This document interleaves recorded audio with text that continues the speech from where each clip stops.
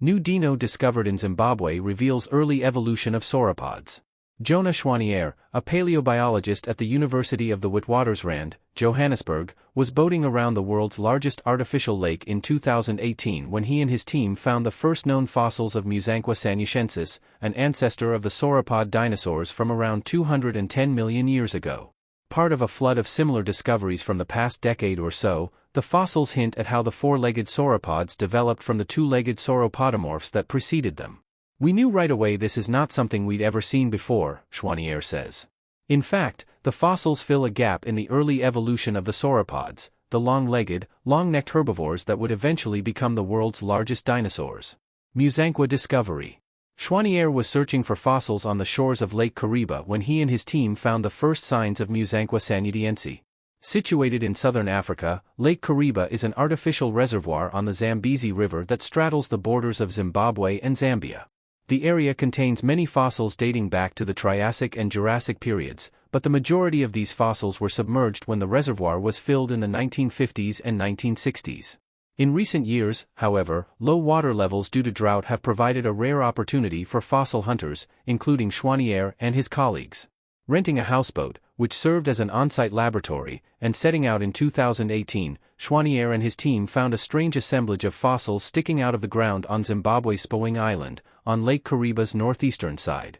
Once they found the fossils, they quickly went to work extracting them with jackhammers and rock saws.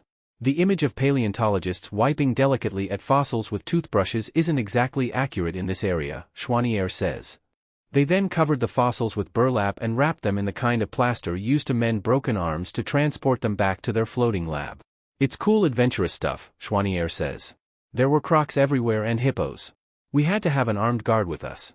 What makes Musankwa unique?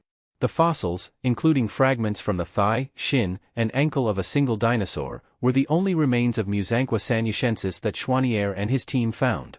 But from this, they deduced that the dinosaur was a sauropodomorph, as described in a recently paper published in Acta Paleontologica Polonica. What tipped them off, Choiniere says, was the funny morphology of the bones, which revealed that the dinosaur was probably bipedal. In fact, while the sauropods that most people know, like Brontosaurus and Brachiosaurus, walked solidly on four legs, the sauropodomorphs that preceded them, Musankwa included, walked on only two. They looked a lot more like a theropod, like Tyrannosaurus or Velociraptor, Choiniere says, hinting that the ancestors of the sauropods and the ancestors of the theropods split from the same ancient lineage. The best evidence we have right now is that sauropods and theropods shared a common ancestor. Sauropodomorphs like Musankwa weren't as big as sauropods either. While the average Brontosaurus and Brachiosaurus were around 34 tons, sauropodomorphs were about the size of a dog or horse.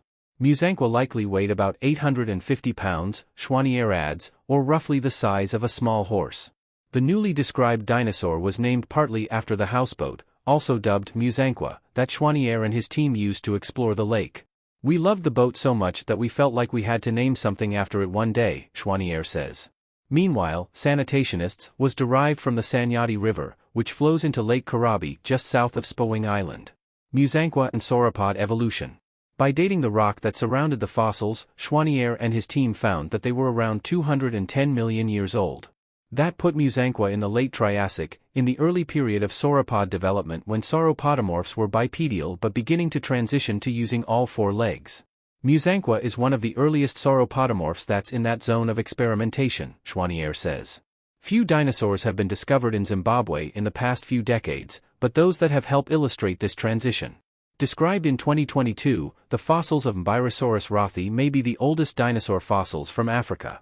Dating to 230 million years ago, or around 20 million years before Musankwa, the fossils reveal that Mbairasaurus was another bipedal sauropodomorph related to Musankwa. After these two species, sauropodomorphs and their evolutionary descendants became bigger and made more use of their front legs. Legimahadi mafube, a 200-million-year-old species from Zimbabwe that Choiniere and colleagues described in 2018, may have been the first sauropod ancestor to walk on four legs.